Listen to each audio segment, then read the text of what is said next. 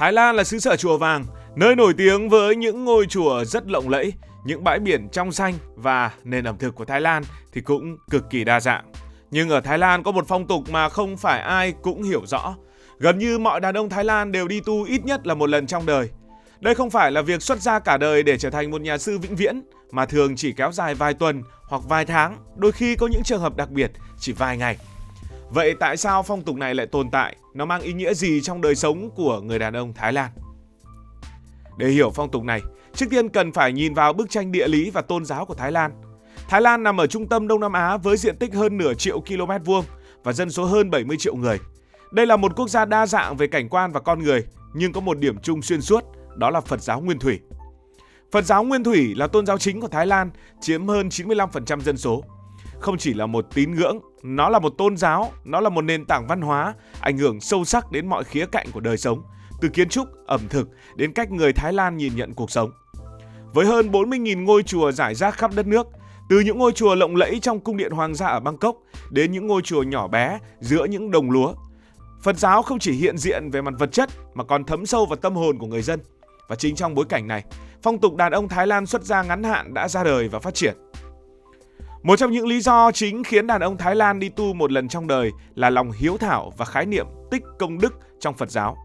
Trong văn hóa Thái Lan, việc con trai xuất gia được xem là cách để trả ơn cha mẹ, đặc biệt là người mẹ, người mang nặng đẻ đau và hy sinh nhiều nhất cho con cái.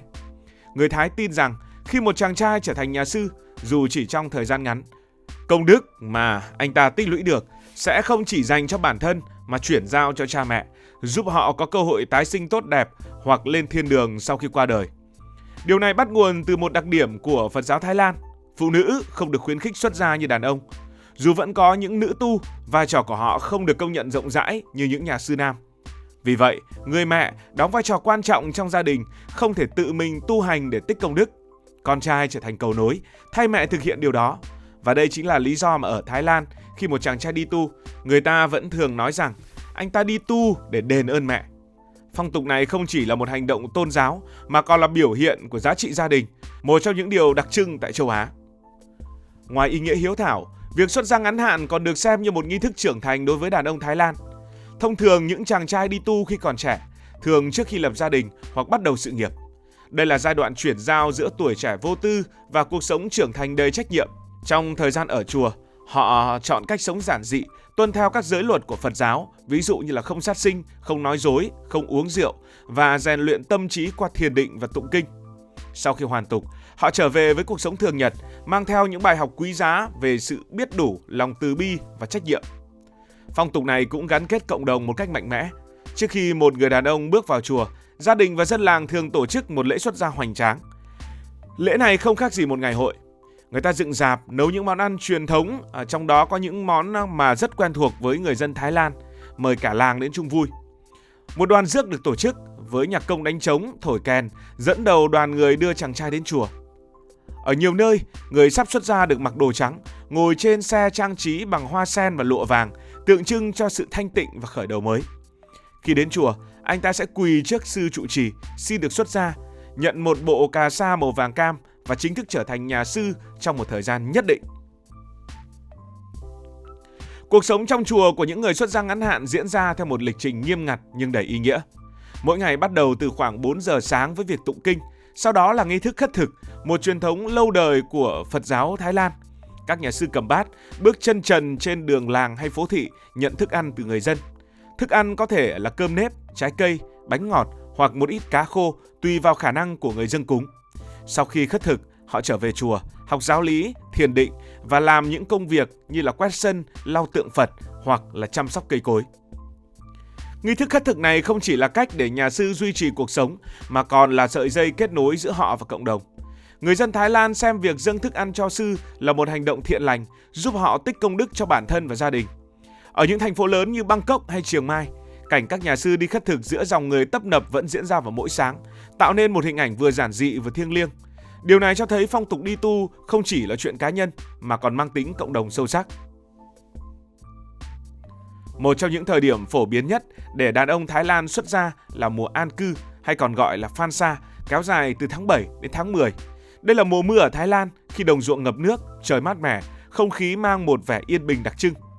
Trong Phật giáo, mùa an cư bắt nguồn từ thời của Đức Phật, khi Ngài dạy các đệ tử ở lại chùa trong 3 tháng mưa để tránh dẫm đạp lên cây cối, côn trùng hoặc làm phiền dân làng trên những con đường lầy lội. Truyền thống này được gìn giữ qua hàng thế kỷ, và ở Thái Lan, nó trở thành dịp mà hàng nghìn chàng trai chọn để xuất gia tạm thời. Khi mùa an cư kết thúc, người Thái tổ chức một lễ gọi là lễ Kathin, một ngày lễ lớn để dâng áo cà sa mới và vật dụng cho các nhà sư. Lễ này thường diễn ra ở khắp các ngôi chùa, từ vùng nông thôn cho đến những thành phố hiện đại. Người dân mặc áo trắng, mang theo vải vóc, thức ăn, tiền bạc đến chùa, vừa cúng dường vừa tham gia các hoạt động vui chơi. Đây là cách để cộng đồng cảm ơn các nhà sư và đánh dấu sự hoàn tục của những người đã xuất gia ngắn hạn. Phong tục đàn ông Thái Lan đi tu không chỉ là chuyện của dân thường mà còn gắn với lịch sử và hoàng gia. Vào thế kỷ thứ 19, vua Rama Đệ Tứ, một trong những vị vua vĩ đại của triều đại Chakri, từng xuất gia trước khi lên ngôi. Ông sống như một nhà sư thực thụ, nghiên cứu kinh Phật và sau này dùng kiến thức đó để cải cách đất nước, đưa Thái Lan thoát khỏi nguy cơ bị thực dân hóa. Việc vua đi tu đã nâng tầm phong tục này, biến nó trở thành biểu tượng của sự cao quý và trách nhiệm. Ngày nay, truyền thống này vẫn được Hoàng gia Thái Lan duy trì. Chẳng hạn vào năm 1978, Đức vua Bhumibol, vị vua được người dân yêu mến nhất trong lịch sử hiện đại, đã từng để con trai của mình, sau này chính là vua Rama đệ 10 xuất gia ngắn hạn.